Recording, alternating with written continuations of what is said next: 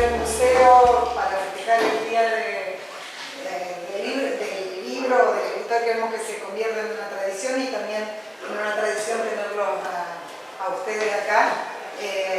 Así que un gusto para nosotros que sean partícipes. Y me gustaba esto de también cuando Jorge me decía lo de, nosotros habíamos dicho lo de Cortázar por los 100 años, pero también García Márquez, que esté incluido en este homenaje. Creo que son dos escritores, yo cuando hablaba, son dos escritores que uno lee como colectivamente, digamos, ¿no? Son escritores que uno comparte la lectura, por lo menos a los dos los recuerdo como leer a la vez con otros amigos e intercambiarnos libros, que esto es buenísimo de la escritura, de las letras, y me parece que para los escritores compartir espacios, porque a veces es tan solitaria la tarea del escritor que compartir espacios de lectura y de escritura, me parece que propiciar esos espacios es interesante. Así que bueno, gracias por estar. Bueno, nosotros te agradecemos mucho, Gabriela, por la invitación, segunda vez que nos invitás. También vamos a hablar sobre Cortázar, él salió preparado un trabajo. Y bueno, es un gusto estar también en este lugar histórico, importante para Mercedes, que lo visita tanta gente, el Museo Míguez. Así que bueno, nosotros estamos muy agradecidos de que te haya acordado de nosotros y de estar aquí. Estar aquí es un orgullo para nosotros. Así que muchas gracias, Gabriela. Bueno, gracias. Yo voy a dar una vuelta y no paso por acá, porque no podía ver. Aquí hay una muestra fotográfica de Fugas. Sí. Ahora ya la estamos viendo ya. Bueno, muy bien. Entonces vamos a dar comienzo a nuestra tarea de hoy, literaria,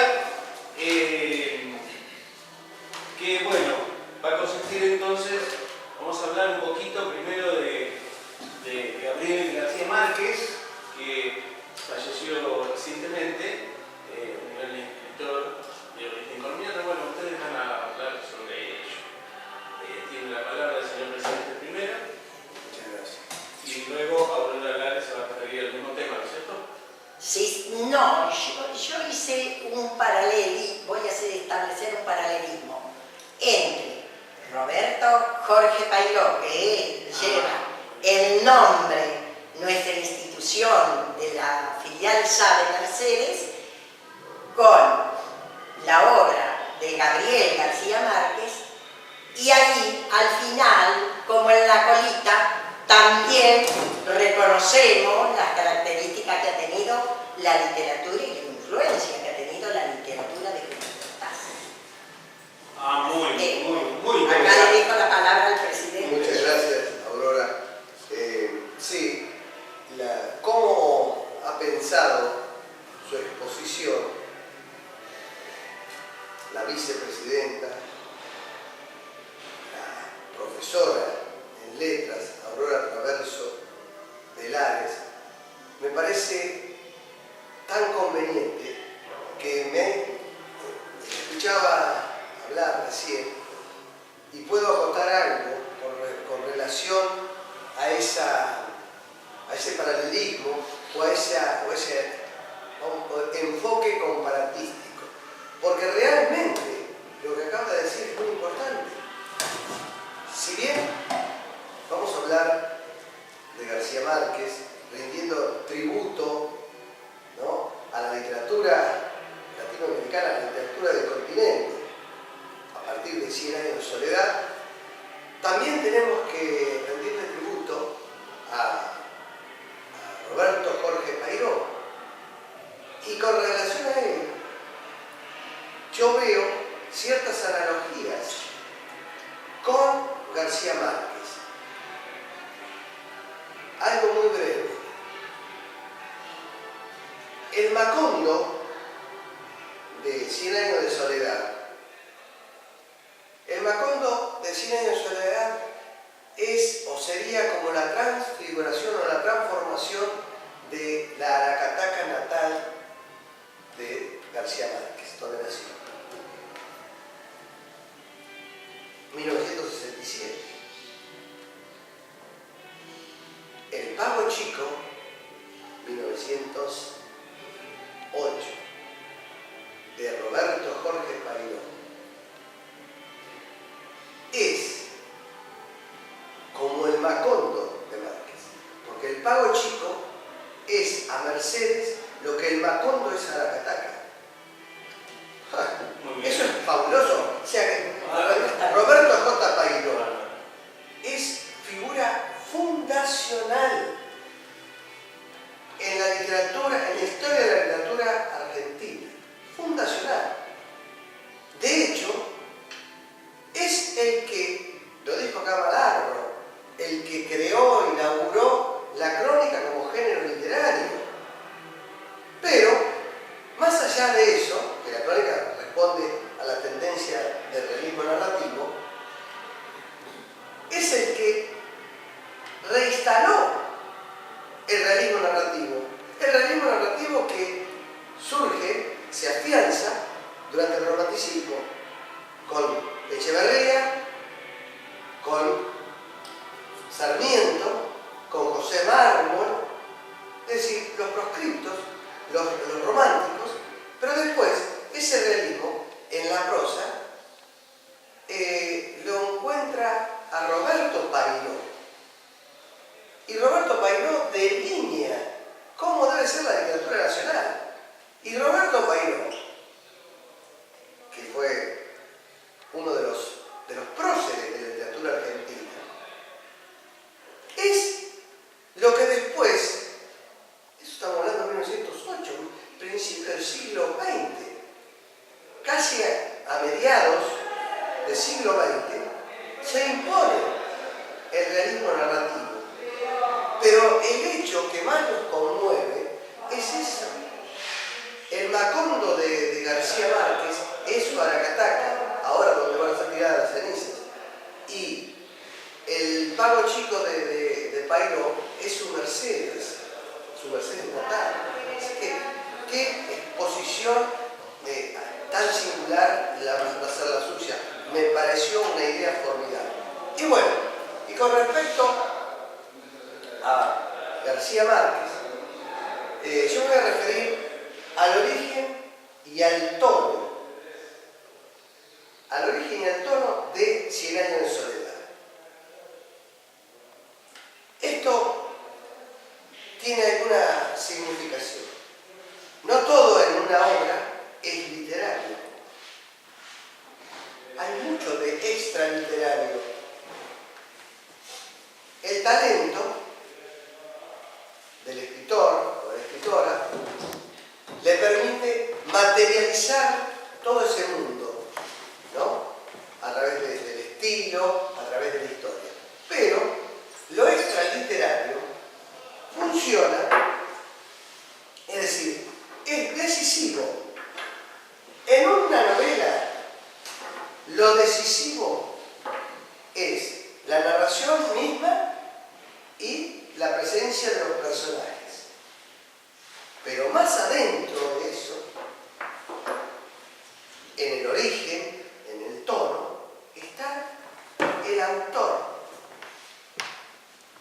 Y entonces hablar de 100 años de soledad, pero hablar del origen y del tono, me obliga, en primer lugar, para hablar del origen, a recordar una entrevista en la década del 60, después del 67, cuando aparece 100 años de soledad, que mantuvo García Márquez con un periodista español, Fernández Brazo. En España se había rechazado la novela. Entonces, hay pasajes, pero hay recordar esa conversación es fundamental. Por ejemplo, le dijo él al periodista que desde los primeros años de su vida, tanto los hechos más triviales como arbitrarios estuvieron a su disposición en un mundo mágico, porque era lo cotidiano. Él se crió con sus abuelos en Aracataca. manera que hablar del origen es hacer referencia a lo que él le cuenta. Es decir, esto no está sacado del libro, le contó, es un testimonio. Le dijo, a los 12 años tuve noción de que con esa tragedia masiva que provoca el tiempo, se podía escribir una novela donde todo fuera posible, una historia, donde todo fuera posible y donde no hubiera diferencia entre lo que parece real y lo que parece fantástico. Pero claro, tenía 12 años. A los 17 años dice, intenté escribirla, pero desistí porque me di cuenta de que no estaba convencido de lo que estaba contando. Entonces tuve que vivir 20 años y escribir 4 libros de aprendizaje, dice, para darme cuenta que debía contar la historia como debía contar el cuento como contaban mis abuelos, en esa forma serena, inalterable, impertérrita, aunque el cielo se estuviera cayendo encima. Y ahí está el origen. Es decir, ¿qué lo moviliza? Y con respecto al tono, bueno, él dice en un pasaje casi en el final de la novela, dice el autor, que las estirpes condenadas a 100 años de soledad no tienen una segunda oportunidad sobre la tierra. Y hablando del origen, cómo se origina, y hablando del tono, él, reitero, comprendió que debía contar la historia, pero debía rescatar ese modo de decir las cosas, debía rescatar esa forma natural de sus abuelos, porque de la noche a la mañana comprendí o me di cuenta que los abuelos estaban muertos, que las termitas derrumbaban la casa y el pueblo entró en la miseria. Y entonces dice en otro pasaje, 100 años de soledad es la historia del coronel Aureliano Buendía, mucho antes de que se fundara Macondo, mucho antes. Hay una protohistoria de su Aracataca natal. Y con respecto al tono, el tono es la forma de contar. Comprendió que tenía que ser un tono evocante y nostálgico.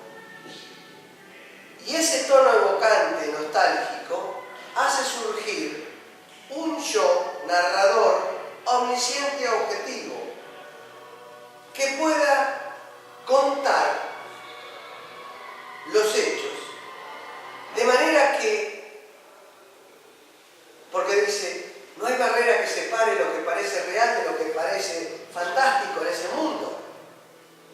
En un mundo con personajes provenientes del folclore, un mundo donde la superstición, lo relacionado con la magia, era toda una realidad cotidiana. Entonces debía contar la historia de esa forma, evocar la historia, pero rescatando el modo de decir de sus abuelos, de esa gente que es sabia, porque dijo, en aquel momento aquello tuvo para mí como un destino mágico, pero debía convencerme. Y a los 17 años, reitero, comenzó a escribir, pero desistió, porque se dio cuenta que no estaba convencido, no estaba convencido de lo que estaba contando.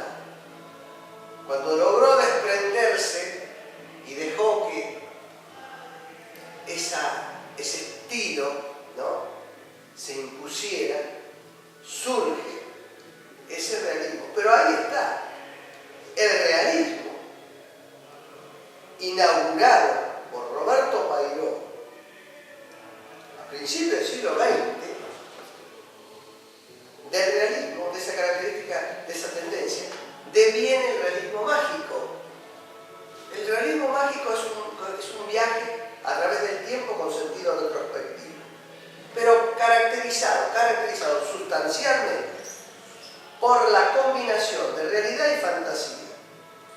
Pero no que es la fantasía del autor solamente, realidad y fantasía.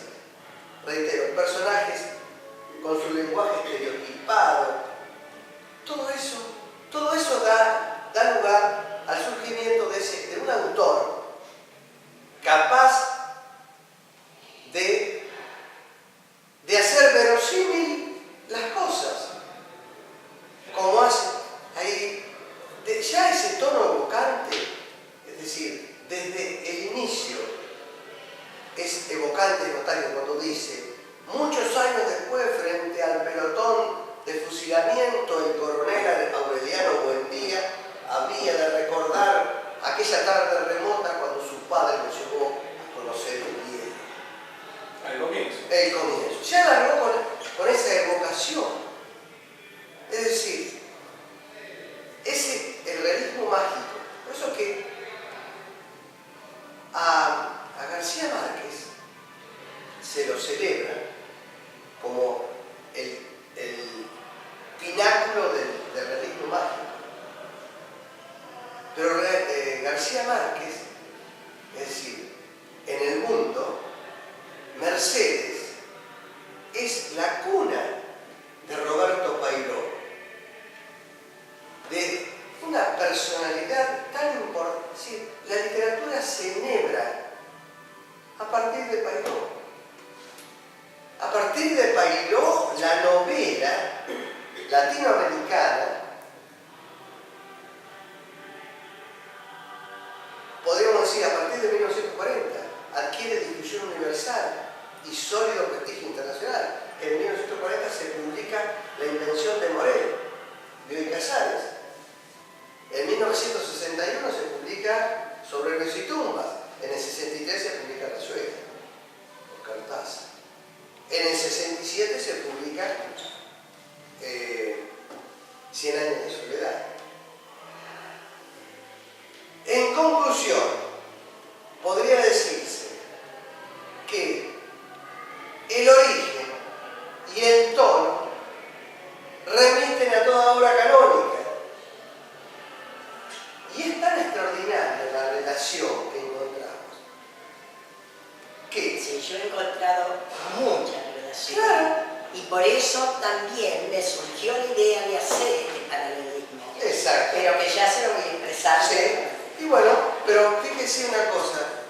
Si nos remitimos al siglo XIV, medioevo, siglo XIV, nos encontramos con el Metternich que le decía, el libro del buen amor. En España hay tres cosas irreemplazables. El libro del buen amor es el Lazarillo de Tormes y el Quijote. Son las tres irreemplazables. Lo dijo Menéndez y Pelayo. Bueno, cuando en el siglo XIV, en el medioevo, surge un libro cuyo propósito, dicen, el propósito de Juan Ruiz, el secretariista, fue hacer reír o de dar rienda suelta a su alegría, porque estuvo preso 15 años. Fue acusado de matar a mujeres que le suministraban un brebaje, las excitaba y después las mataba. El arzobispo de Toledo lo denunció. Bueno, ese propósito lo encontramos después en Cervantes, cuando quiere hacer una parodia del caballero andante que ya no existía. Después lo encontramos en Rayuela, de Cortázar, el propósito de Cortázar. Lo encontramos en Don Segundo Sombra, de Ricardo Miralles. Sí, el origen y el tono. Lo que pasa es que 100 años de soledad es una extraordinaria novela poemática. Y lo poemático, que es uno de los tipos de novela, vamos a hablar en el encuentro próximo sobre la novela poemática. Una novela poemática es en el fondo una herejía. Y el propósito del autor es interpretar esa realidad próxima a transformarse. Pero para darle el pie a la exposición de Aurora, de la profesora Aurora Traverso,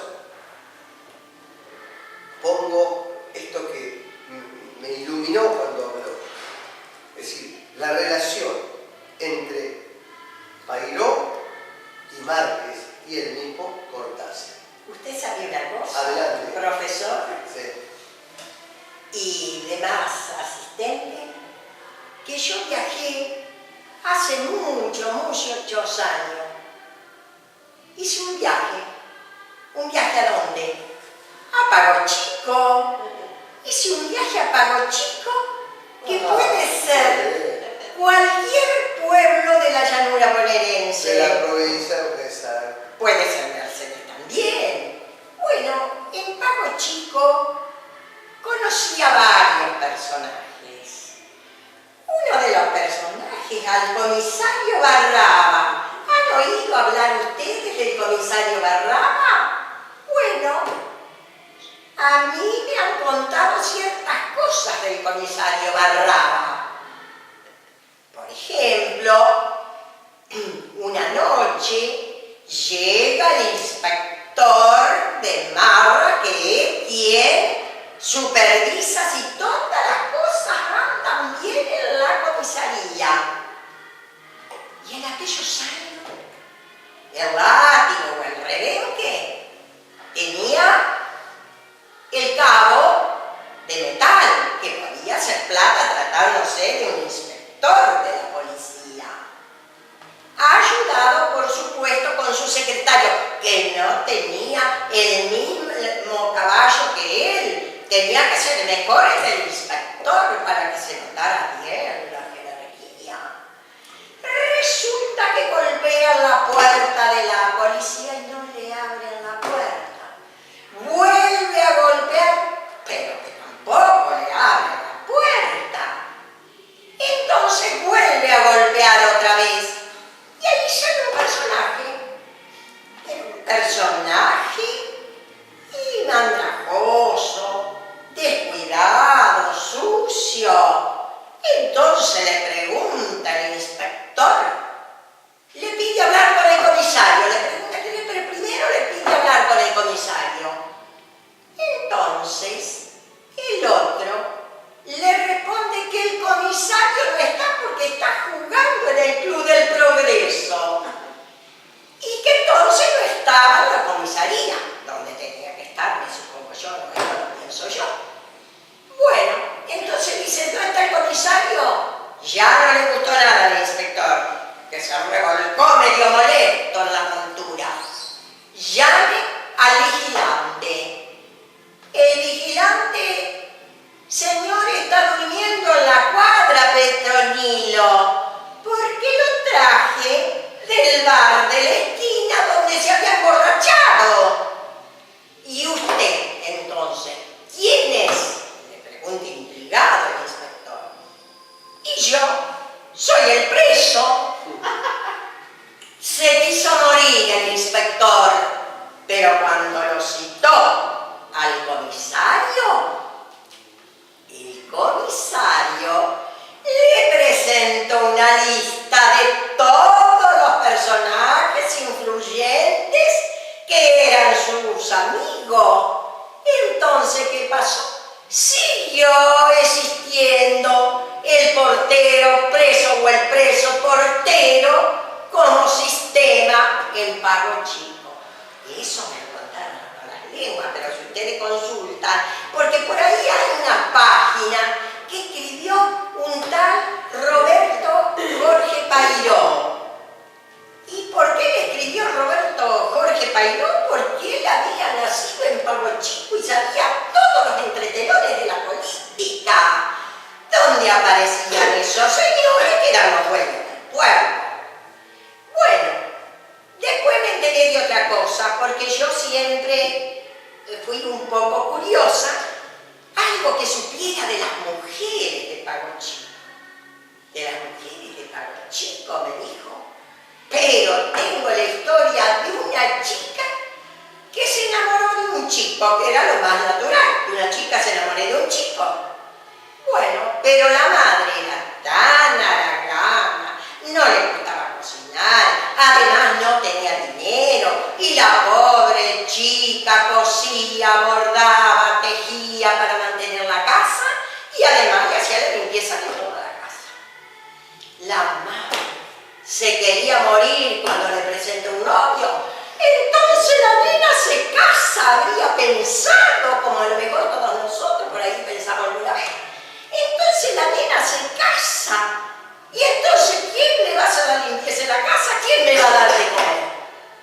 Y entonces lo empezó a odiar de muerte al novio de la niña. Pero lo dio tan de muerte que se fue a entrevistar, no al comisario Barraba, sino se fue a entrevistar, creo que el juez de paz era algo así, como un apellido Machado, que por ahí me nombraron, creo. Y entonces para que los castigara, sobre todo al novio, el novio debía ser castigado cruelmente, porque se quería casar con la nena y ella se iba a quedar sola. Entonces, después de toda una perorata, le preguntó la mujer al juez de paz, que parecía como no atenderlo mucho. Él estaba preocupado por cosas de política, qué sé yo, con qué cosa, pero eso no le interesaba, lo de los amores de la chica y del muchacho. Entonces, por fin cansada, la mujer le pregunta: ¿y qué resolución legal va a tomar, señor? Pero déjelo, que aprovechen nomás. Esa fue la resolución del juez de paz. Bueno, yo, como el ambiente femenino siempre lo defiendo, me sentí un poco herida. Bueno, pero también habrá mujeres que habrán hecho mucho por pago chico. Sí, dijo. Las mujeres de la beneficencia hicieron muchísimo. Lo único que la tesorera le robaba todo el dinero. Bueno, ahí quise cortar.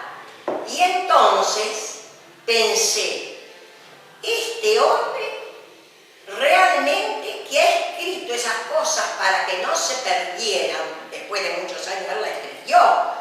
Roberto Jorge Pailó le escribió para que no se olvidaran, porque si no nos iba a olvidar de la historia de Paco Chico, no podía ser. Después de muchos años, quise viajar a otra parte, a que no saben a dónde viajé, a Colombia. Viajé a Colombia, pero ¿a dónde? A un lugar que se le había metido en la cabeza, un lugar que tiene un nombre muy especial, Macondo. Vayan ustedes a Macondo, que es hermosísimo.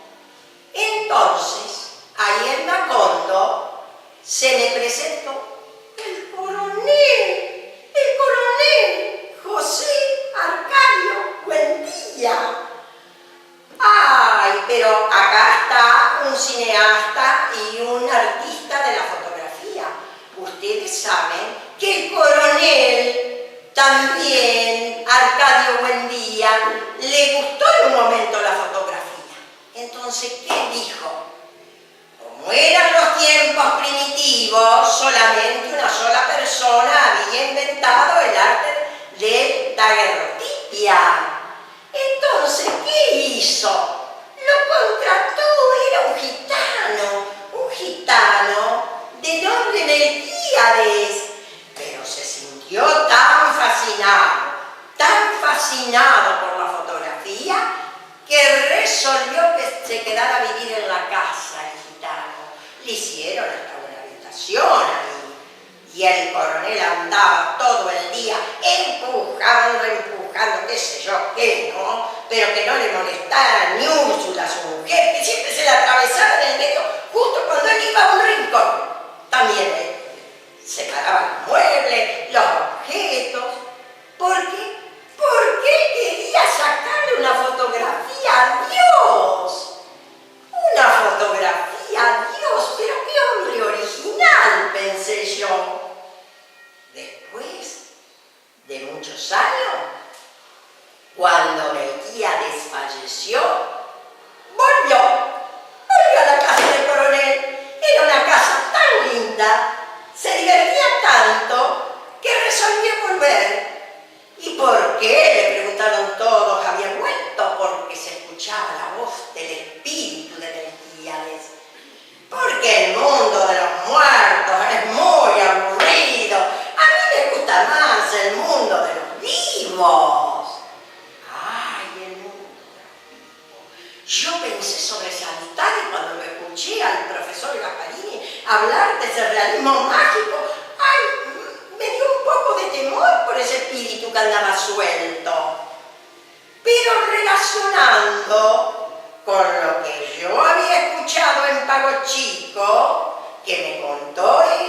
señor tal Pairó del comisario Barraba, a mí se me presentó en Macondo la imagen del corregidor, el corregidor. Ustedes saben que el coronel fue una figura fundadora de Macondo, pero después el pueblito se fue armando. Entonces, como se fue armando, necesitaban. Ellos no necesitaban porque ellos andaban perfectos, pero a alguien se le ocurrió la idea de que ahí podía ir un corregidor. Y fue un corregidor. Un corregidor en esos años se ocupaba de lo administrativo y de lo judicial, como ustedes ya sabrán. Bueno, entonces un buen día ese señor decretó que él quería que todos los frentes de las casas de los habitantes estuviera pintada de azul.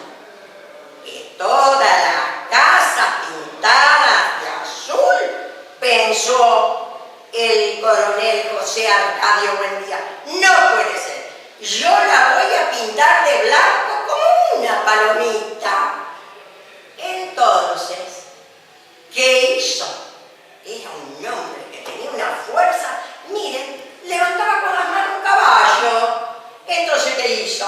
Lo levantó al corregidor arriba, que quedó con los pies así, los deditos que le flotaban en el aire el pobre corregidor, y lo plantó en medio de la sierra. Que se fuera, que yo no necesitaba ningún corregidor. ¿Cómo decía él, el otro? Si yo soy el dueño del pueblo, yo hago lo que quiero. Pero el coronel no estaba de acuerdo con ese proceder. Entonces lo llevó al medio de la ciénaga para que se fuera. Sí, ¿qué piensan ustedes? ¿Se ha reído o no se ha reído el otro? Se fue, pero a los pocos meses volvió. ¿Y con quiénes habrá vuelto? Con los policías. Con unos policías que tenían unos trabucos que impresionaban. Entonces, como toda esa aldea que se ha ido formando tenía muchachos fuertes, dijeron: nosotros vamos a ir a golpearle la puerta al coronel Buendía, porque él no está de acuerdo que se pinten todos los frentes de la casa de azul, porque nosotros somos los propietarios. Bueno, perfecto. Entonces se fueron otra vez ante el despacho del funcionario. Ante el despacho de su funcionario a decirle que ellos iban a pintar la casa del color que se les antojara. Y el coronel Buendía dijo: yo la voy a pintar de blanco. Entonces el corregidor, viendo esos muchachitos y pensando en lo que a él le había pasado, pero arregló enseguida el asunto y cada uno de los habitantes pintó la casa como quería.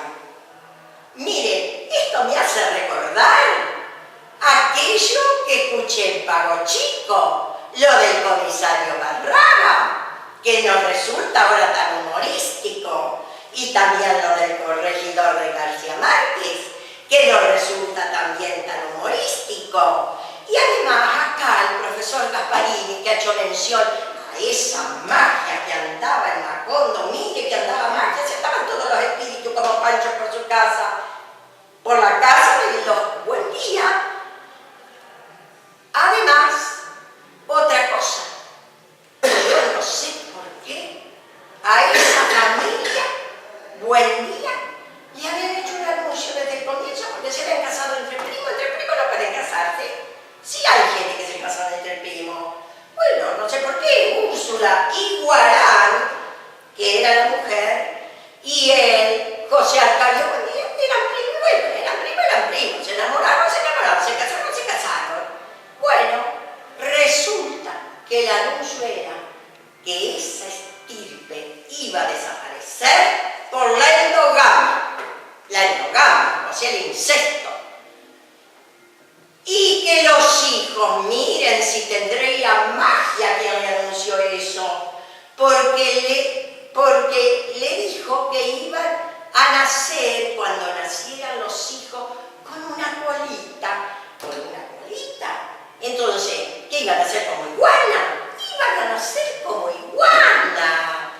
Ay, yo estaba tan entretenida escuchando eso que yo dije, pero alguien debe haber escrito todos los chismes de Macondo. Y sí, efectivamente, un periodista así como Pairó, que es García Márquez, lo escribió a todos los dos periodistas, los dos criados con sus abuelas, porque Pairó no tuvo mamá, porque cuando nació su hermanito muere su madre, criado por la abuela, como lo mismo García Márquez, cuando los padres tienen que trasladarse a otro lugar por trabajo, y entonces lo dejan al cuidado de la abuela. Y todas estas cosas también las sabían los viejos, sobre todo los viejos, nosotros los viejos, somos muy amantes de las supersticiones, muy amantes. Y por eso tal vez ese periodista, Gabriel García Márquez, partió de lo sobrenatural del anuncio hacia lo natural de la realidad. Y yo ya no sabía ni qué era real, ni qué era irreal, era todo una diversión total, y más con los gitanos del circo, los gitanos. Los gitanos siempre adivinan la suerte, los gitanos siempre predicen. Bueno, en ese clima realmente yo me sentí identificada con Pago Chico, por todo eso que me entretuvieron, por esa forma de hablar. ¿Saben qué forma de hablar tenían? Sencilla, directa, si ellos eran periodistas, y tenían que ser periodistas porque si no se morían de hambre. Se morían de hambre, así como les digo. Los dos tuvieron que sobrevivir de lo que hacían con su pluma. Bueno, todo lo demás ya lo dijo el profesor Gasparini, así que yo cedo la palabra a nuestra compañera de identidad de institución, cuya identidad es Elcita Argüello, que seguramente.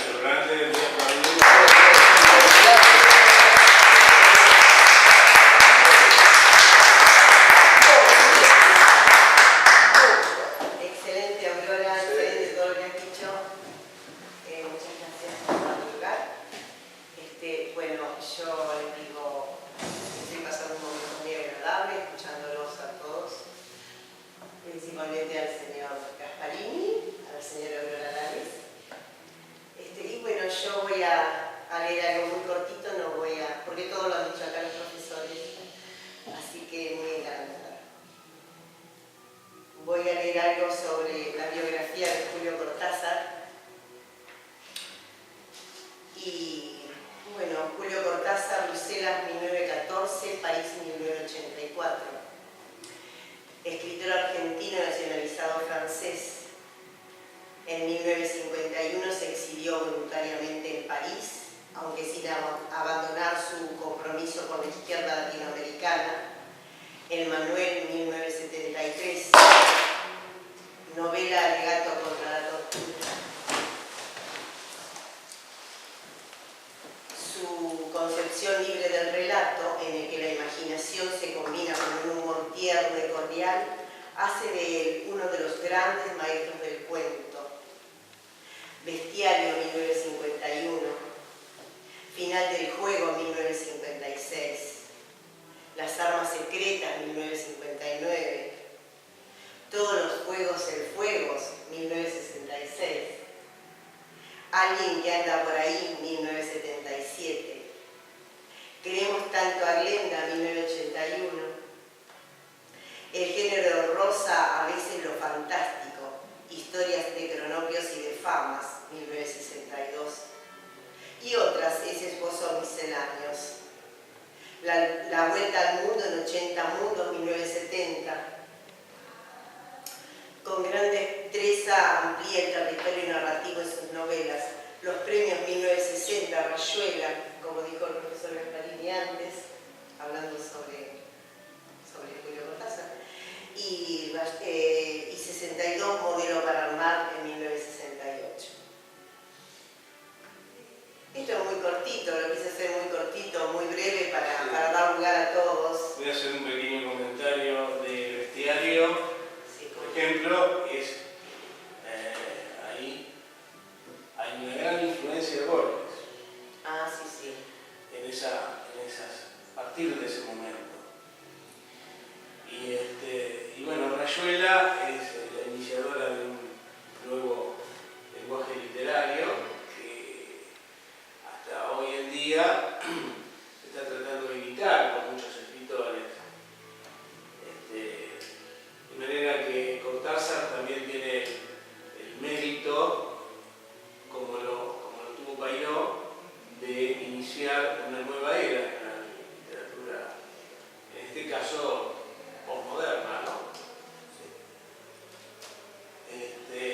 ¿Alguien quiere hablar sobre este tema? ¿Sobre Cortázar? Bueno, yo pienso que sus personajes me hacen recordar también a los personajes del realismo mágico, Sí, de, el realismo mágico. claro, de Gabriel García Márquez, sobre todo porque sus personajes están siempre como en un delirio, como estaba el coronel Buendía, siempre en ese delirio o en búsqueda de algo. Acá también, con ese filosofar, digamos así, de gente joven, de un grupo joven, me estoy refiriendo a Rayuela, está presentando personajes delirantes. Y son personajes comunes. Y son personajes Sí. comunes. No busca el arquetipo, ¿no? Sino el personaje común que se convierte, porque el mismo Oliveira que es el mismo Cortázar, es un ser, es un individuo que padece una crisis de autenticidad, de inautenticidad, de confort. La maga, la uruguaya, Luisa, Pobre Maga, se le ¿cómo murió no un tenía? hijo. Sí, Y ella estaba en tanto delirio, en todo ese delirio de las preguntas y respuestas sobre la vida, sobre el mundo, sobre lo que eran y distintas cosas, que no se dio cuenta que el hijo se tenía muerto. sí. Lo que acaba de decir Jorge Citrángolo, muy acertado, cuando hace un parangón de los autores que así como Pairó y García Márquez son fundacionales, también Cortázar es fundacional. Nueva literatura, es fabuloso lo que acaba de decir, porque esa es la puerta, abre la puerta para que se metan a recorrer esa obra, Rayuela, ver, porque eso es como abrir el cerebro, es decir, bueno, acá están las puertas abiertas. La complejidad. La ¿no? complejidad, que hay tiene mucho la que obra. decir. Fabuloso. Hay Son fundacionales. grupos de escritores jóvenes, muy jóvenes, Sí. noveles, actualmente, Sí. bueno, que se han iniciado gracias a leer a Cortázar. Sí. Exactamente. Y Sí. hoy creo que va a haber acá un grupo a la tarde hablo de Juan Guinó, de todos esos Sí. chicos jóvenes, que me refiero a Mercedes, ¿no? Pero sé que en todas las ciudades hay gente que escribe, jóvenes que escriben, bueno, pero que se iniciaron leyéndolo a Cortázar. Sí. Y toman de él como un ejemplo para su desarrollo intelectual, El estilo. el estilo con su aporte personal, por supuesto, su talento personal. Pero yo lo noto en el uso del vocabulario que utiliza. Es un vocabulario muy especial. Sí, muy especial. Yo Inclusive Cortázar tiene todo un capítulo, todo hablado, con Sí. una serie de un vocabulario. que yo no estoy contenta con eso, porque no sé francés y Cortázar usa mucho la lengua francesa. Sí, pero además utiliza vocablos que No. no tienen intraducibles. Sí, Intraducible, intraducible, son- porque No tienen inventa traducción en eso. ningún estilo, en ningún idioma. Sí, O inventado por vocablos. él, la jeringo. Sí, exacto. O voces con errores ortográficos intencionales. Inclusive al comienzo de la obra, él escribe una página, toda con errores de ortografía, que yo como profesora de literatura las quiero corregir todas con Sí, la claro. boca. Amigo, hablando del amigo Oliveira, embriagado con H, todo. O sea, Es profesor. No, pero además Eso. las combinaciones de palabras juntas en una, Ah, sí. con un significado que puede decir una cosa o puede O decir la otra. otra. Son, Doble sentido. no, como se dice, Asociaciones. ambiguos. Ambiguos, sí. Pero, ¿sabe qué me hace acordar eso? El lunfardo. El lunfardo es un lenguaje de la gran ciudad porteña. Sí, cierto. Este es un lunfardo intelectual. Un De lunfardo alto creado nivel. por Cortázar, De alto no nivel. como delincuente, Claro, como no, creado. Algo parecido El sucede lunfardo. también con gente que ha aprendido y sigue la línea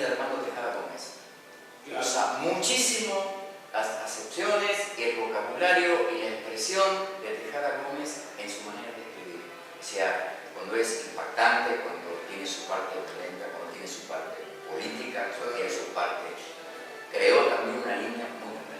Como lo decís vos, Tito, que también sos autor de una obra tuya y que además la complementaste con música y socio de nuestra institución, y además también intervenís en una antología que publicó la editorial Nunque.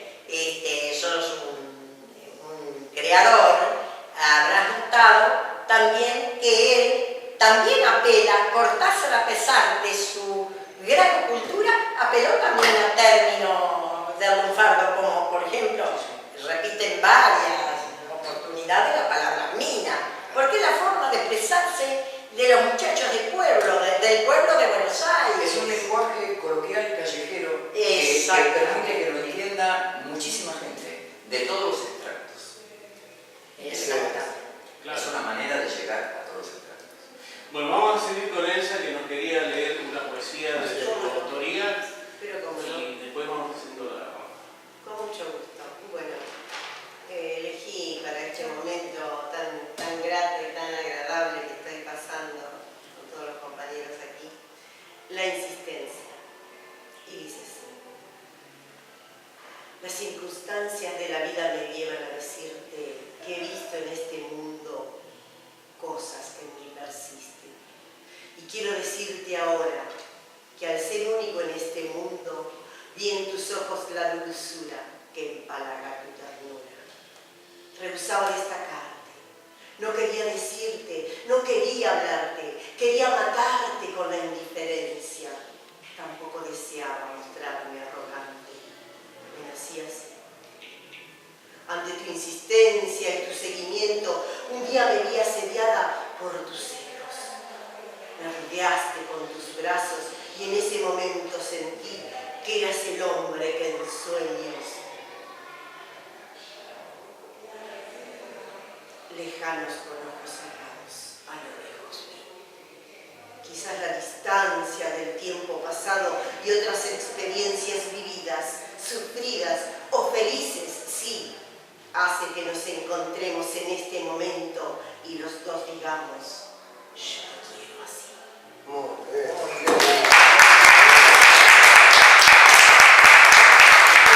¿Si querían estilo romántico? Sí, pero qué linda es. Súper romántica. Bueno, las mujeres en general somos tendientes al Seguros, sí, seguros. Cuando dicen por palabras, la crianza, ternura. la educación. Eso es una imagen en palabras y ternura. Ah, sí. Es una imagen, es una sinestesia, es hermoso. Empalagar la ternura. Sí, cierto. Hay un empalagoso de la ternura. O sea, qué bien, muy bien. Algo de un objeto trasladado, Sí. ¿no? a un sentimiento. Sí. Bueno, me voy a comentar una cosa. Tenemos nuestros miembros a Tito Waldo Sanguinetti, que además de ser un artista de la canción y de la danza, está teniendo una época, exitosa época como poeta, y con un estilo muy particular que ya conocemos. Y bueno, tenemos la grandísima y extraordinaria noticia de que nuevamente la editorial Dunker, por segundo año consecutivo, eligió un tema de él, una poesía de él, para la antología de este año, 2014, que se presentó ayer, antes de ayer, Exacto. en la sociedad, en la Feria del Libro, en la Rural de Palermo, que incluye una obra de él que se llama Éxodo, que indudablemente, bueno, ahora, si vos podés deleitarnos con esa obra, Será un gusto hoy para mí. comentamos. Indudablemente esto es una satisfacción muy grande que estoy recibiendo últimamente a mis simples trabajos, mis cotidianos trabajos que empezaron hace unos cuantos años a través de la canción y de componer temas para cantar, que formaba parte, que era lo principal. Un día me doy cuenta que podía también tener una connotación literaria escrita y se me da por hacer un libro. Y bueno, la suerte me viene acompañando en cuanto a lo que sean críticas y comentarios de gente especializada. Yo no lo era ni sé si lo soy, pero hay gente especializada que opina que esto puede servir. Entonces, bueno, complaciendo el pedido, acá, Éxodo, que es el tema que incluyó Duncan en esta antología de 2014. Cuando acaso oriente un día mi rumbo hacia cualquier parte, anticipándome al descarte que ha de prodigarme el mundo, que sea hasta lo profundo, sumido en brazos del arte. Muy liviano el equipaje, menos de lo imprescindible, silenciándose lo audible, quedará solo un lejano recuerdo de lo profano, buscando lo perfectible.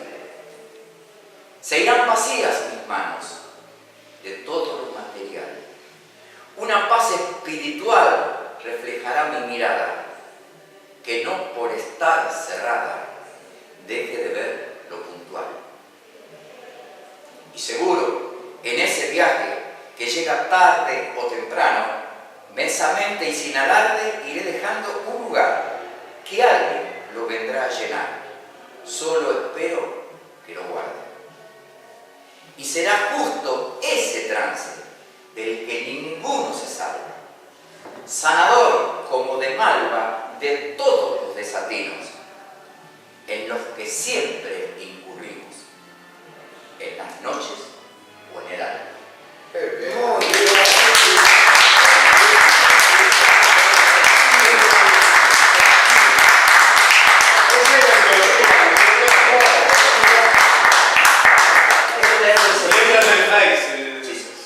Esto está escrito en Sextina, un poco parafraseando o aprendiendo, siguiendo la huella de quien admiré tanto y admiro tanto en mi vida, que es Hernández. O sea, Muy bien. de familia.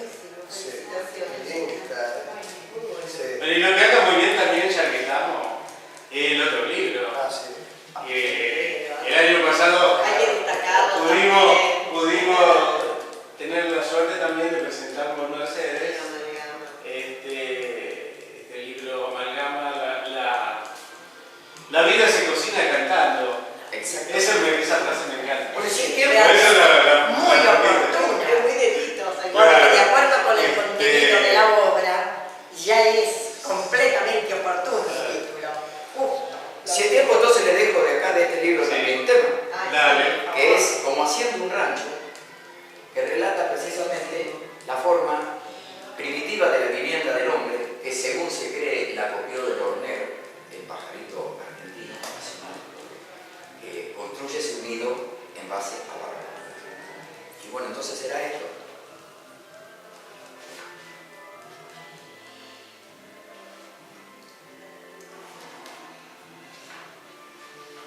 El hornero lo construye entero y el zorzal lo construye por la mitad.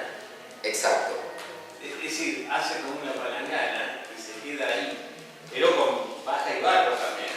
Pero no sabía Se que queda con ahí. barro, con Y él- paja sí, pero no sabía que con No, barro. no, con barro. Qué bien, Barro sí, también. yo he visto ahí de cambio. El zorzal Así de- y es un hornerito, digamos, el otro, bueno, lo del hornero es único en el mundo, que construye con su Con compartimento. Sala compartimento. y dormitorio. Que además tiene una particularidad muy especial el hornero, que antes de cuando elige el lugar donde va a ser su nido, primero se para y da vueltas en un círculo, para que si su cola no toca en ninguna parte, hace el nido. Perfecto. Esto me Para hace que nada se lo recordar, obstruya. Qué bien. esto que decís, Tito, me hace recordar al cuidado que tuvieron también de alguna manera la atención que prestaron los autores que hemos mencionado, tanto Pairó como García Márquez, de la naturaleza, porque eran autores no solamente realistas, sino también eran autores que admiraban naturalistas, que admiraban la naturaleza, por supuesto, con diferencias dentro del naturalismo de uno de otro, pero de alguna manera naturalistas. Y además, rara vez, muy rara vez, por circunstancias muy especiales, le da el frente al sur de su casa, porque si no siempre está este, oeste o norte. Claro, para que no le entre la lluvia ni los vientos, Por la sobre todo los situación vientos en invierno.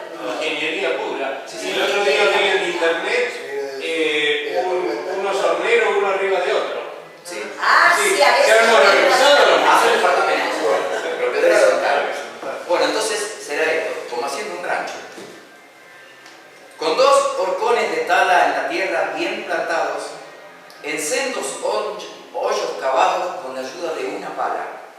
Para que no salga mala su construcción se ha cuidado, que quede bien orientado por un si acaso el pampero, cruzara fuerte el potrero con su paso redoblado.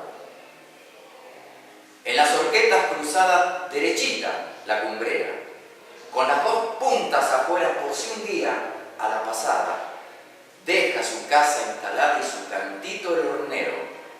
Del nuevo día el primero con un mensaje de alerta para cuando se despierta un destino mañanero. Se solía hacer el rancho de totora en un quinchado, bien tejido y apretado, para que no filtre de hecho. Eso es lo mejor, sospecho, cuando llega la tormenta. Entonces, para que se sienta en el fogón, protegido, un tizón bien encendido alumbra mientras calienta. Serán de bolsa las cortinas, si no hay china sobre todo, que cuando llegue a su modo cambiará por otras finas. Que tengan flores, no espinas, dándole así otro color, y hasta una especie de olor flotará sobre la mesa para ahuyentar la tristeza con un mensaje de amor. Los tiempos fueron cambiando, llegaron los arquitectos, trajeron nuevos proyectos de las casas ir armando, todo se fue transformando, el barro se hizo ladrillo, se complicó los sencillos planos hay que preparar, para arriba amontonar, en vez de alejar un pasillo.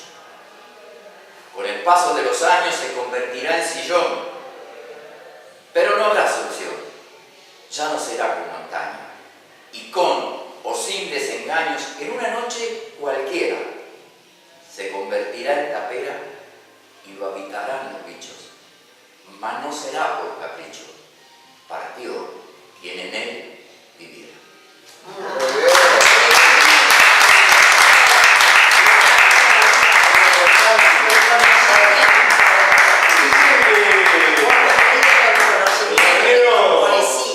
No vuelve al nido, ni ningún otro lo habita, ni ningún otro hornero, Sí. su misma especie, digamos, lo habita. Otros bichos, como dice él, sí, inclusive vibran. ¿Y por qué es eso? Bueno, pues simplemente porque después de un tiempo el hornero tiene miedo de entrar A su propia casa. Claro, imagínense que ahí puede haber una araña, Sí. una serpiente, cualquier cosa que lo mate. Por eso no vuelve a su nido. El nido se va desgastando con el tiempo. Muy bien, muy lindo, muy sentido, con mucho Qué conocimiento. trabajo, Muchísimo. A mí me gusta mucho también el chaca. A ver si sabe por qué me puede ¿Cuál? gustar el chaca. El chacá. Como entrerriana me gusta. Claro, sí. ¿No? Pero por otra razón más, Por lo guardián que es. El chaca. porque muerta la chacá, no vuelven a buscar ninguna otra y mueren de pena y se van, no hace otra pareja y muere de pena también para estar juntos, parecería, ¿no? Sí. Pero es más allá de los pactos. Y el hornero también es fiel a su pareja. Sí, sí, es Sí, monogámico. hay muchos animales, hay peces también que una vez que formaron una pareja, cuando se muere uno de ellos dos, al tiempo después muere el otro. Y no forma otra pareja. Y bueno, pasa con nosotros a veces los seres humanos Por también. ejemplo, para el ser humano. Claro, hay otros pescados humanos que no. No. Pero son pescados, no son peces. Bueno, María Amelia Nova Castro es una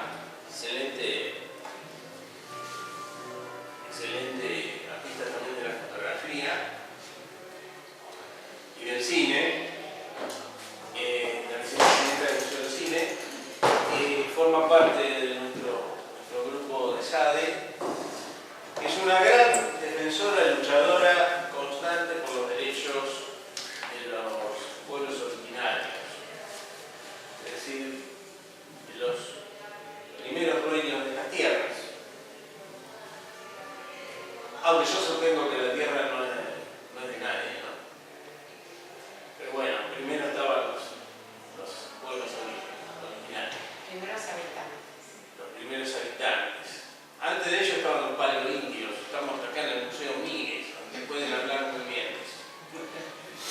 Pero bueno, ella es defensora de los derechos, sobre todo de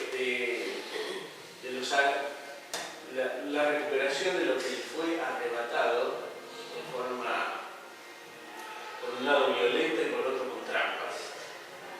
Y trampas legales y trampas ilegales, pero le arrebataron. A nadie le gusta que le saquen el terreno que uno tiene, a nadie le gusta que le saquen la casa, a nadie le gusta que le saquen el sustento vital.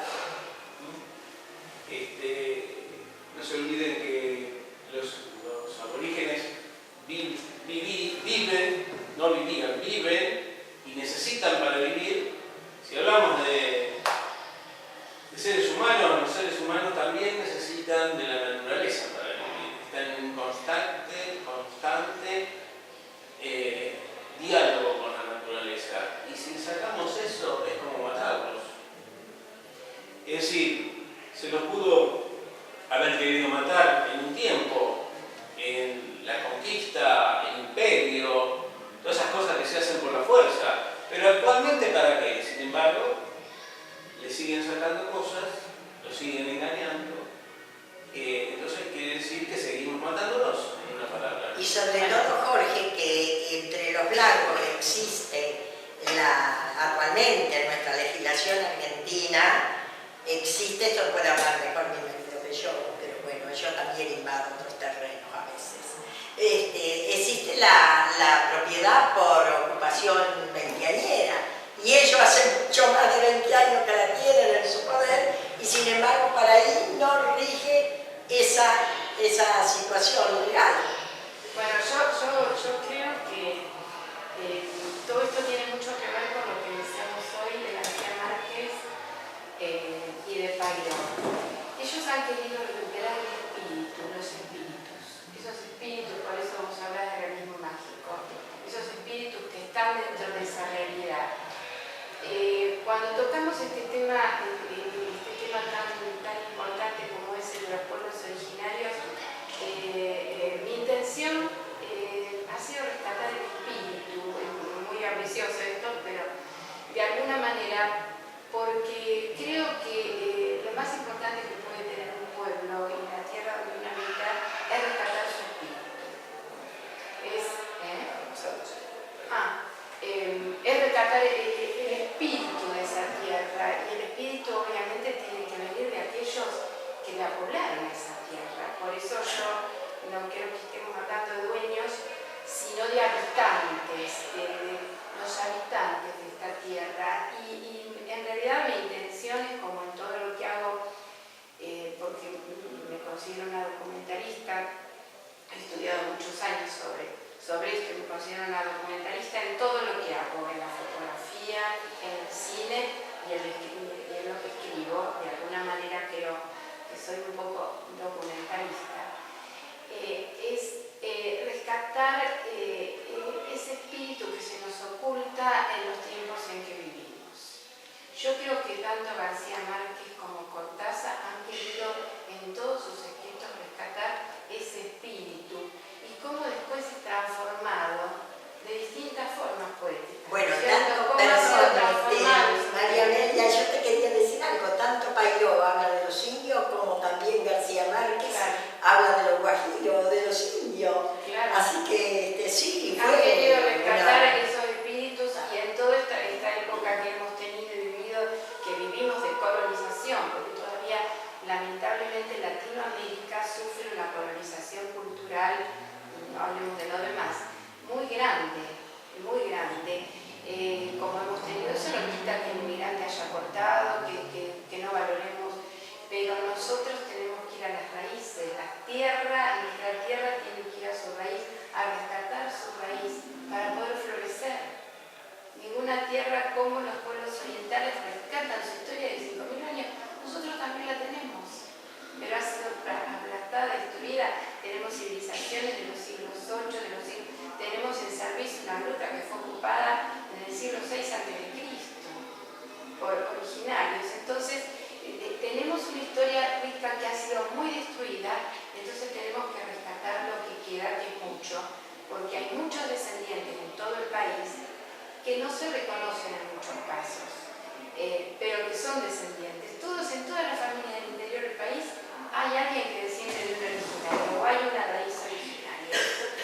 Yo este año, el año pasado, en la exposición de San Luis, fue mucha gente de todas las provincias del país y todos me contaban una historia de un originario de su familia y más o menos la vieron más de 10.000 personas, así que creo que es bastante representativo y mucho más que lo que dice el censo.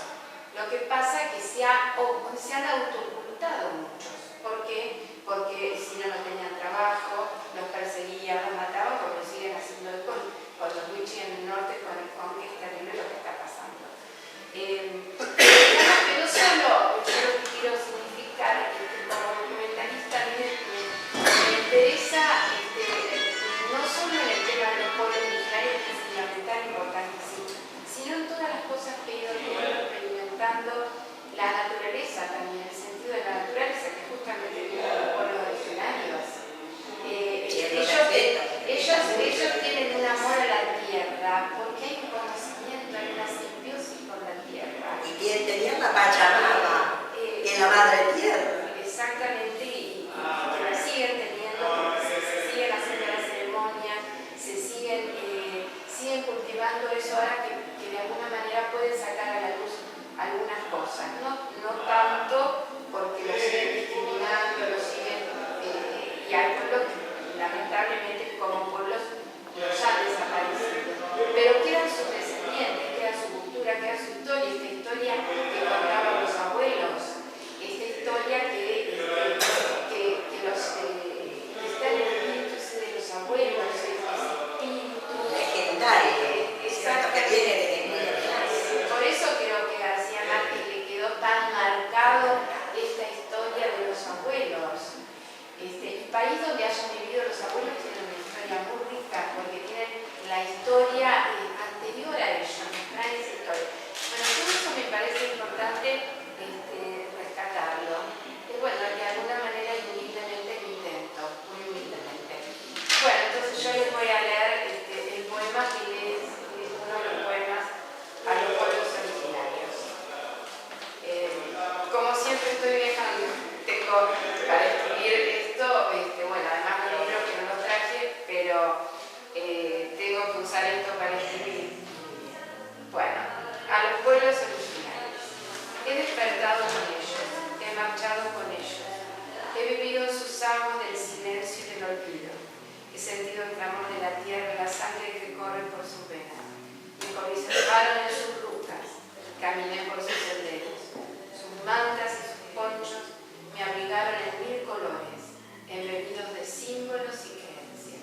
Me tendieron sus manos y me brindaron los frutos de la Pachamama. Al son de la caja, los cipus, el cultrún, la trifruca, el charango y el erque, ardió el calor de sus fogones, que se guarda en el corazón de los tiempos, como llama encendida que no se apaga ante nada. Y a pesar del despojo, es semilla que siembra bajo las 4 lunas del solsticio la esperanza. Muy bien.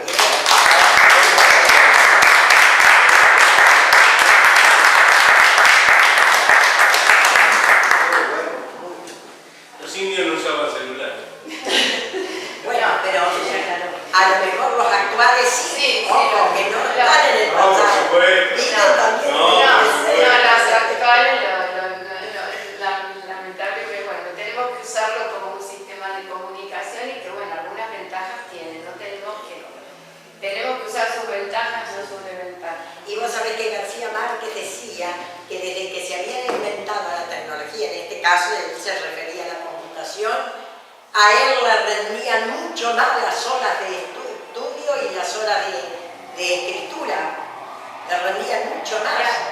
Porque evita, por ejemplo, muchas veces, por ejemplo, la corrección ortográfica.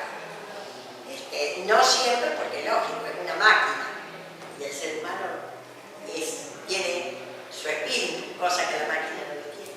Pero bueno. Lo que pasa es que la máquina también a veces se equivoca. Claro, por eso digo, no tiene espíritu. Y otra cosa que quería agregar que a mí me sucede estudiando con lo que Jorge dijo de la fotografía, que tengo tan unido todo el tema del cine y la fotografía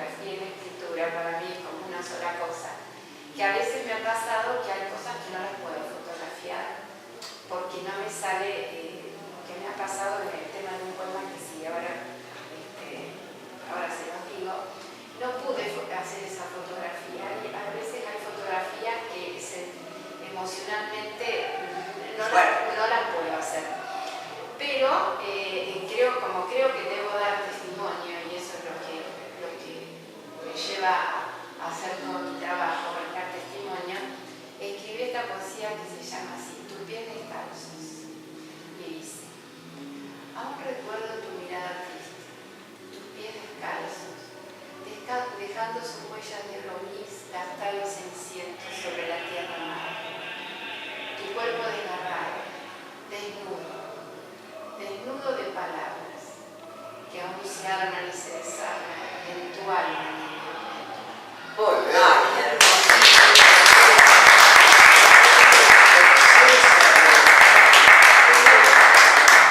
Si me permite, Jorge, ¿Sí? porque hoy es un día de evocación, de conmemoración. Pero es un día también que recordamos a Roberto Pairó, a García Márquez por su obra, recientemente fallecido, a Cortázar por sus 100 años de nacimiento. Pero también tenemos a los poetas, a la poesía. Nada hay sin poesía, todo pasa por la poesía. Y la comunidad intelectual de Mercedes, que también es cuna de próceres de la poesía, como es Luis Cané, Almafuerte, Ugarte, ¿cómo es el? Ismael Marcelo Cid, San Paul Herrera, Ana San Paul, Ana San Paul, Albor Húngaro, Albor Que tiene Húngaro. unos romances maravillosos. Entonces, también tuvimos recientemente, el 23, el Día del Idioma. Y al cumplirse el aniversario de la muerte, porque ahí muere Shakespeare, Cervantes, Sí. y el Inca Garcilaso de Garcilaso la Vega, el primer escritor americano, el Inca. reconocido, digamos, Reconocido, porque sí. escritores, Bueno, por ahí, sí. hay muchísimos, Claro. el pueblo mapuche, por ejemplo, tiene muchísimos escritores, pero bueno, ya con el tiempo... El más conocido, Sí, más sí. Sí, Traductor a de- nivel internacional. de comentarios reales. Entonces, yo quiero tributo al Día del Idioma, pero un tributo a ustedes poetas, Muchas gracias. porque todos los aquí presentes somos poetas. Entonces, es elogio a los poetas. La poesía es el milagro de la lengua, una cita de Dante. Y dice: los poetas somos los versicultores, los rapsodas, que en líneas abreviadas historias inconfesas narran, los que en verso a la tierra cantan y también contra la injusticia reaccionan. Con frecuencia son intimistas que confrontan emociones a menudo intraducibles e inefables.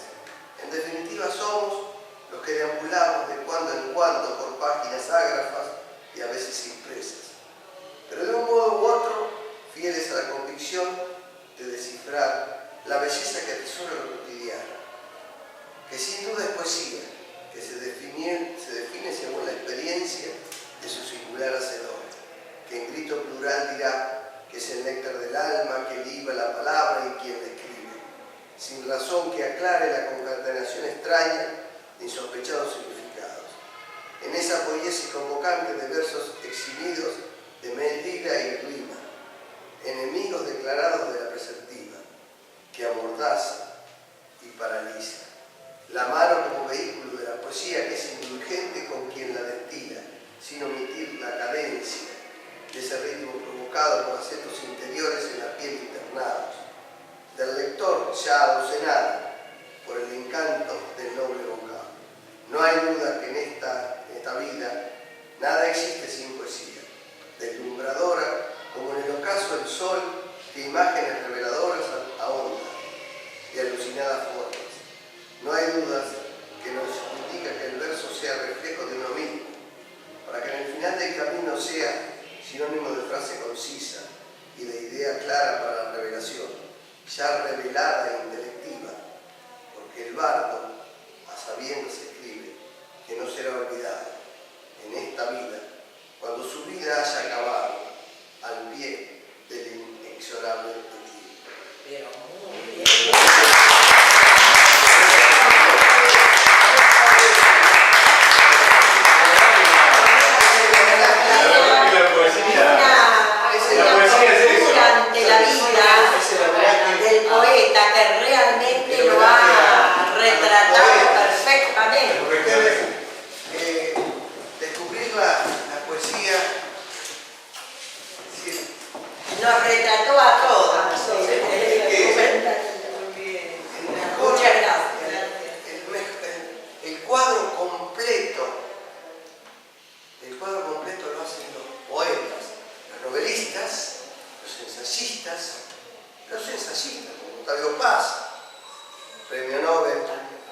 los novelistas, como García Márquez, como Pairó, todos son poetas, porque la poesía, Nicolás Parra la define. La poesía, la fundación del ser por la palabra. Poesía es todo lo que se mueve, dice Nicolás Parra. Todo lo que nos une. Se me con ojos de poeta, realmente todo lo que camina es poesía. Y aquí en este panel, Jorge, poeta, benemérito, hombre prestigioso, intelectual de fuste, cineasta, escritor, narrador, pero es poeta. Fotógrafo, poeta, Hablando de poesía, después me va a seguir Alfredo.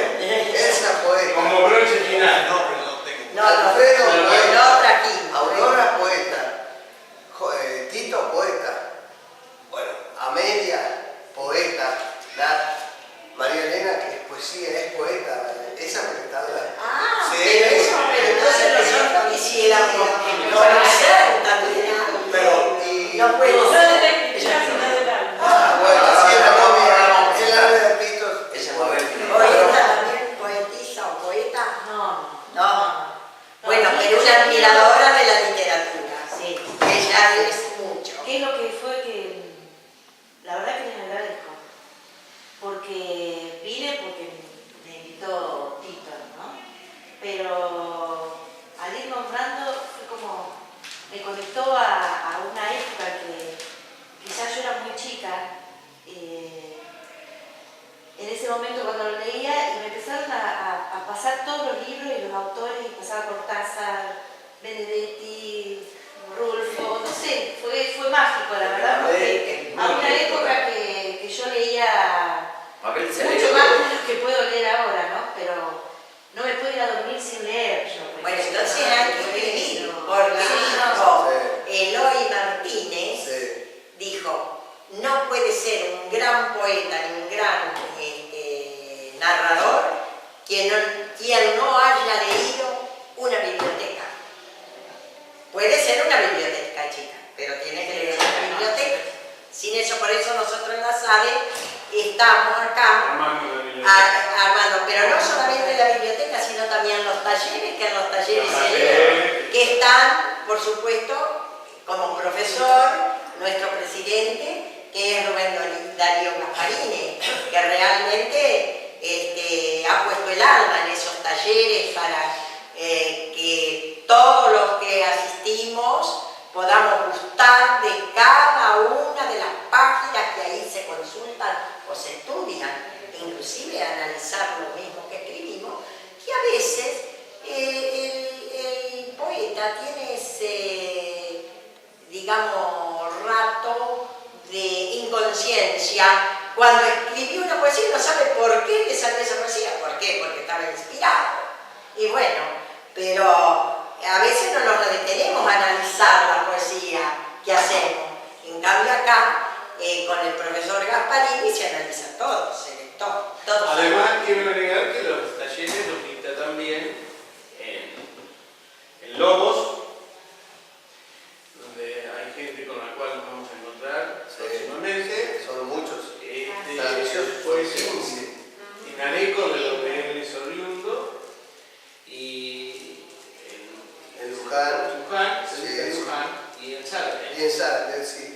Siguen vinculados. En Zárate nosotros tenemos una SADE amiga, generalmente SADE Zárate. Sí. Que nosotros SADE amiga, es cierto. no queremos meternos en Claro. tenemos que meternos en ese ámbito.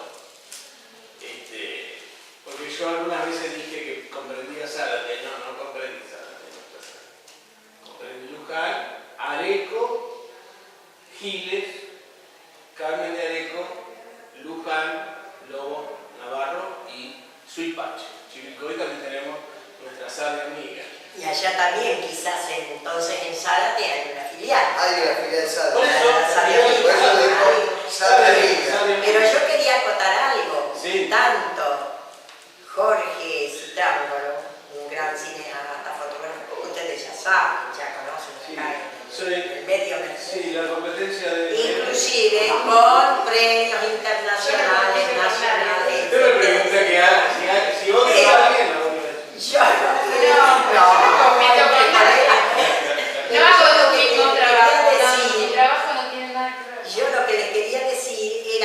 además la apoyatura, una de las apoyaturas principales que nosotros tenemos es al matrimonio sin triángulo.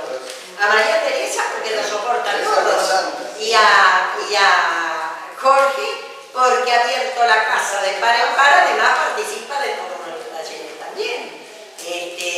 Es un mecena, el mecena Bueno, María de la cultura María del Teresa o Tere, como se la pueden llamar ustedes Tere, con todo gusto se lo va a aceptar. ¿Cómo es? La que ahora nos presenta en televisión. Ah, pero muy bien. La voz, ¿sabes? Que dice letras y voces de Sara Mercedes, es la de ella. Y así que voy a leer algo sobre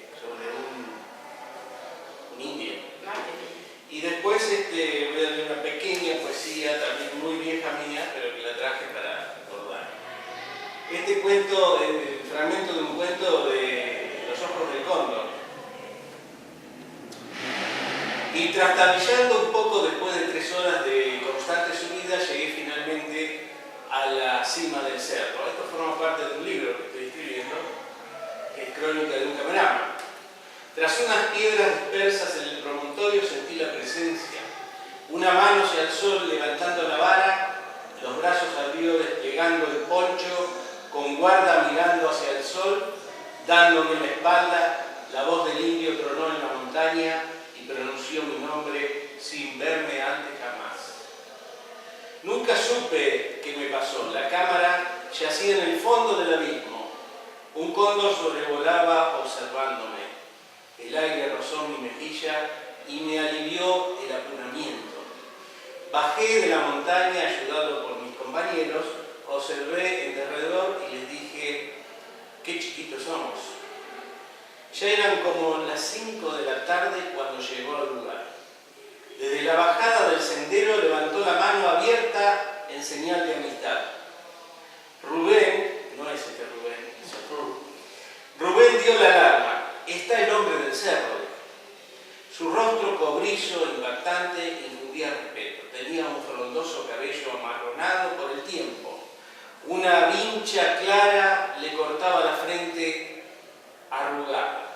Barba liviana, su figura de casi 1,80 m, delgado, se complementaba con su andar, que a pesar de sus años era acompasado y firme, aún en la tosquedad del camino. Lo invitamos a unirse. El hombre se acercó lentamente con su vara apuntando al suelo y sin titubear se dirigió derecho hacia mí. Tragué saliva. Con un rápido ademán extrajo de su bolsa la cámara destrozada en la caída del valle y extendió la mano para entregármela. La recibí bajando la cabeza arrepentido. Entonces él, con su lenguaje nativo, expresó, mis ojos no ven tus ojos.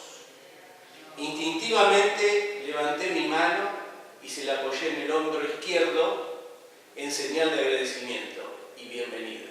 Entonces el hombre sacó nuevamente de su bolsa una pequeña escultura de un cóndor tallado en piedra por él y me la puso sobre la palma de mi mano y dijo, ahora mi mano conoce tu mano. Todos se acercaron para ver el regalo, verdaderamente precioso. Eliana le pidió permiso para llamarlo abuelo y lo condujo a tomar unos mates y comer algo que todavía quedaba caliente, cosa que el octogenario aceptó sonriendo. Sentado en una de las piedras junto al fuego, comió placenteramente un choripán y luego, entre mate y mate, nos contó su vida, nos cantó una canción mapuche y comenzó una larga y afectuosa tertulia en la que nos sorprendió el anochecer. La noche en la montaña trae sonidos y sombras inquietantes. Un temor nos sobresaltó. El hombre debía volver a su casa en la cima. Lo invitamos a pernoctar en el campamento, pero él respondió, para mí las noches son iguales a los días. Sé que hay estrellas, puedo sentirlas, puedo andar cuando quiero. Indica el camino y señaló al gran pájaro parado en una cornisa. Tomó las ropas, el calzado y los medicamentos que le habíamos conseguido y con su vara en la mano izquierda buscó la subida. Caminó unos metros y al llegar al primer recodo del sendero se detuvo, giró media vuelta y alzó su brazo en señal de respetuosa despedida. Luego su figura se perdió en las sombras de la noche. Eliana no pudo más y corrió hacia la carpa rompiendo el llanto. Bajo un cielo estrellado, los picos iluminados por la luna y algunas nubes blancas, nos quedamos esperando.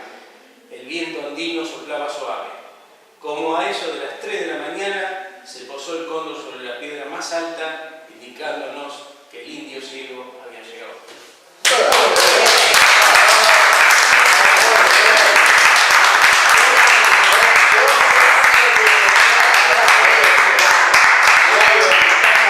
Me emociono porque eso lo viví real. Está muy bien.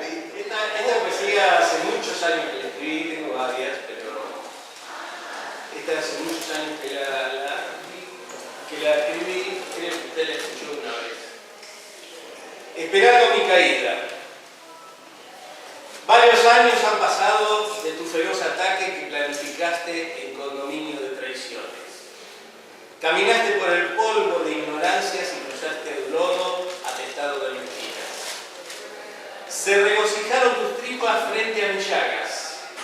Tuve que arrastrarme entre humillantes espinas y traspasar montañas de entrañas encendidas. Ahora que voy por fin camino de la playa y de mis posibles triunfos apercibida, como ignominias agazapada, detrás de cada piedra tendida, te encuentras esperando mi caída.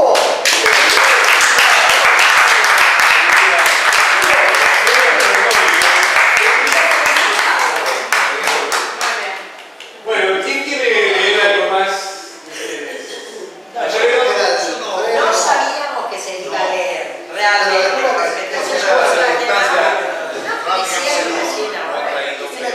Ah, pero de todas maneras, de alguna manera estoy usando el introductorio más bien hoy. Que la publicaste en el día. Realmente estoy muy complacido de lo que he escuchado por el nivel, la calidad que se ha tenido en estas evocaciones de escritores tan importantes como los que se han hablado. Realmente he quedado impactado el desarrollo de la expresión tanto de Rubén Darío como de mi esposa Aurora, y ni que hablar de las poesías, el nivel de todo,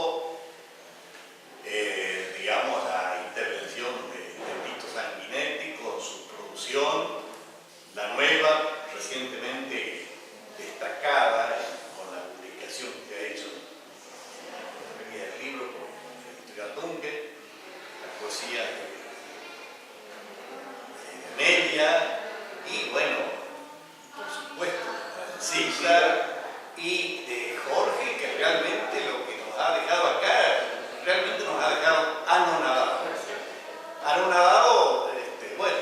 Ya después le digo de dónde la copio. Tanto sea de prosa o de poesía realmente, y hemos tenido otras de altísimo contenido emotivo que alguna vez lo he escuchado acá, que una poesía vinculada con los rincones.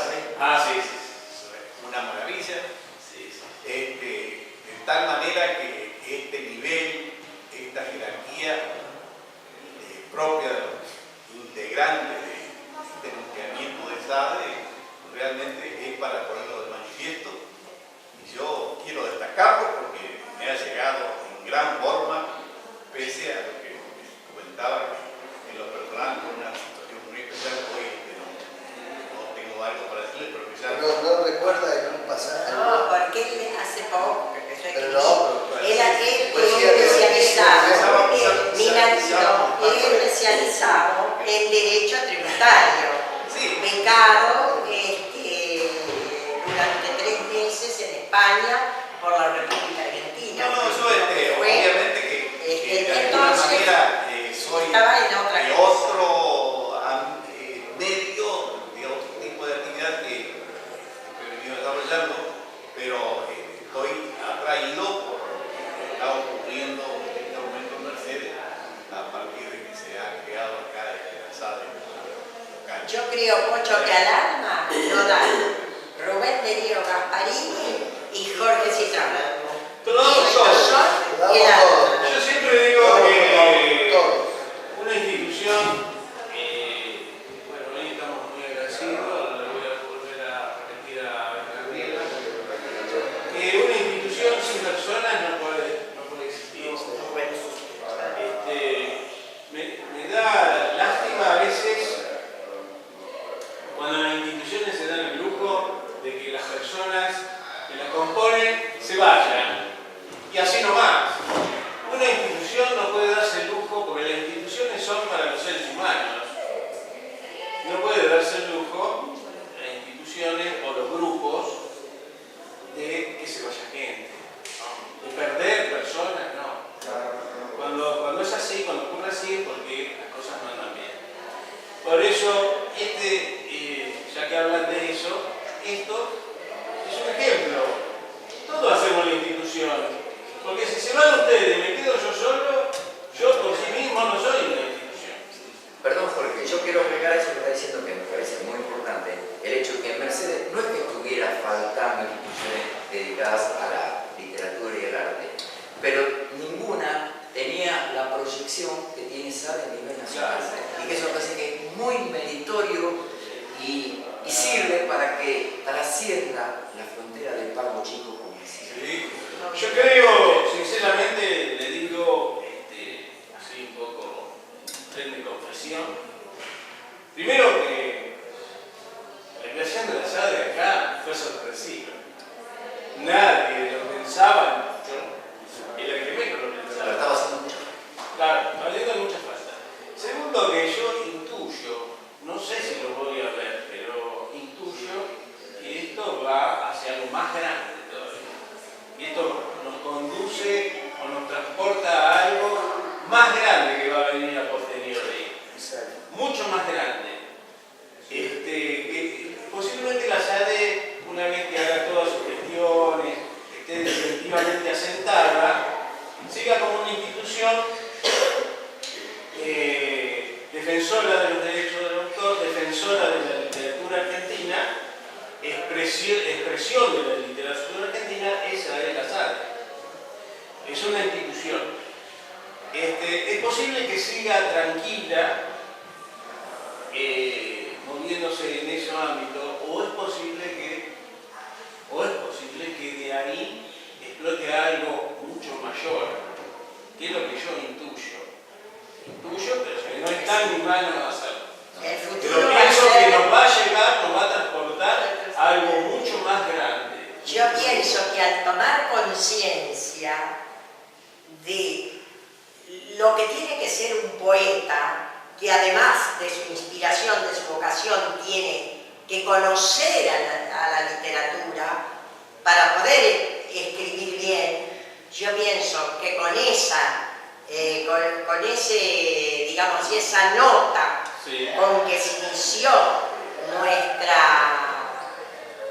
institución, yo pienso que va a ser prometedora de muchos Yo creo que sí. éxitos futuros. Creo que el movimiento que plantea la SADE, el movimiento que nos plantea, el desafío, eso es lo que yo quería decir, el desafío que nos plantea la SADE es todo lo que falta, porque falta que se asiente como entidad defensora y de los autores comiencen a inscribirse y a inscribir sus obras, ¿no es cierto?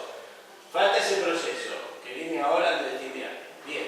Después falta el proceso de la presentación de las obras, de los libros. El libro que vamos a presentar nosotros, el libro que va a presentar usted, otros autores que van a presentar libros. Me están pidiendo de otra SADE también que eligieron a nosotros para que nos presentemos. Eso en próximas reuniones lo vamos a tener que discutir para organizarlo.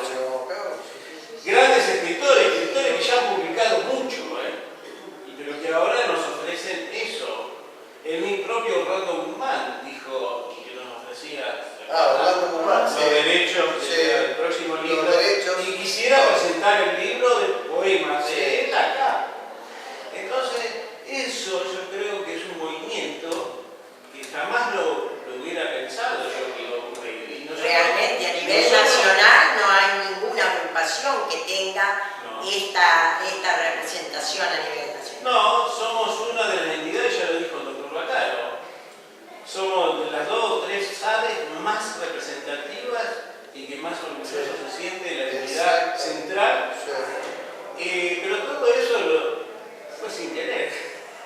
Sin querer querernos, como decía el Chacha.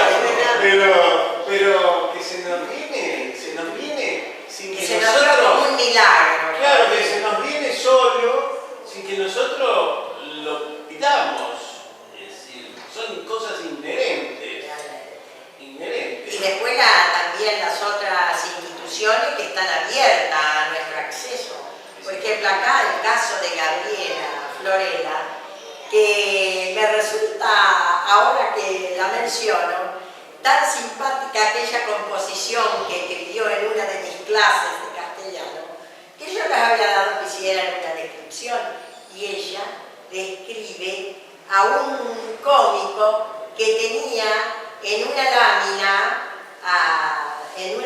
de su dormitorio y que les hacía guiño y saltaba del papel para divertirla a ella, pero una composición preciosa que la califiqué con 10. Y sigue siendo de 10 porque lo que está haciendo acá es muy metido. No, ella sabe escribir bien también. Sí, por eso era de Chaplin, Carlitos Chaplin era la lámina que ella tenía, y de ahí sacó todas las otras deducciones que ella volcó en la composición. Bueno, agradeciendo al presidente de Darío Gasparini, que ha viajado con su señora esposa, ha viajado de Areco para esta cita aquí, agradeciéndole la hermosa reunión que tuvimos. Se levanta a las 60. Bueno, muchas gracias. Bueno, muy bien. Tenemos un secretario de